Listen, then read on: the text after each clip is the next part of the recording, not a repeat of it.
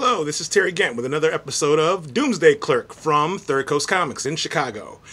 This week I want to talk about maybe an idea that kind of keeps coming up a little bit in conversations around the shop about maybe a way forward for independent comics and even like major market comics as well to kind of like be able to survive in this industry while like not necessarily reaping the biggest amount of sales for your issues end over end. Right now what we're seeing is sort of like in September, the comics that sort of sold the most, moved the most units were comics from the big two, Marvel and DC, that were attached to like big events, or like Marvel has a big seller with Thor, they got a big seller with Venom. DC just has a ton of Batman related things, and those books have sold the most. But books that weren't big event related, or weren't related to the big X-Men event going on, things that weren't related to big events and things that weren't related to Batman, kind of all sold like in the mid, like kind of the mid sort of 50,000, 40,000 kind of range, and some of them, some beloved titles from a lot of people, sold like 30,000 and 24,000, stuff like that.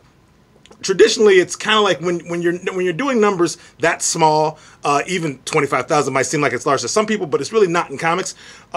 Given what you're comparing it to, then it seems like you're going to end up with a book you're going to end up having to cancel. But I talked before about TKO Studios, and what TKO Studios does is they have a model where they release their trade paperback of their comics at the same time as they release 6 whole issues, right? But the 6 whole issues come in a slipcase. So it might be a great idea for people, instead of like kind of chasing this idea of your first issue is a big success and then hopefully your second issue is also a success, instead of chasing that, which just doesn't seem to work anymore with our current model, instead of doing that, why not just remember that like a lot of the market is still comic book collectors. They want individual issues. They want number 1s, number 2s, number 3s. They're completists like that. Some people are just bookshelf readers, right? They want to collect graphic novels because they just want a whole story.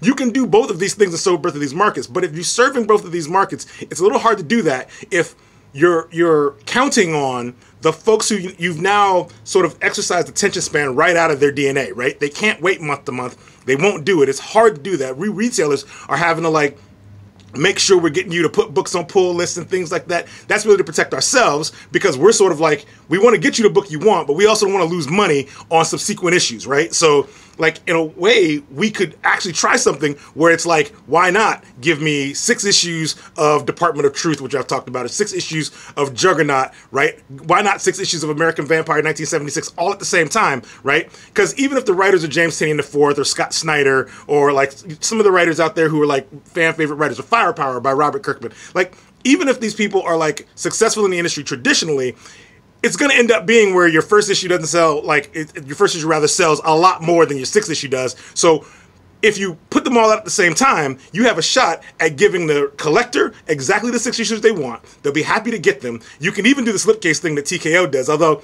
that might be kind of gimmicky to some people. I kind of like it, right? And then you can also put out that trade paperback at the same time for folks who just don't want a bunch of floppy comics laying all over the dining room or their bedroom or whatever, right? You know, not everybody has like sort of a kind of cool nerd kind of comic book hangout in their house, right? Some people are living in dorm rooms like around this campus. Some people are living in small studio apartments. You can change how you publish comics in order to suit the fan base that you've created going forward, right? That's kind of like what I'm thinking. I'm just thinking about that. That's all.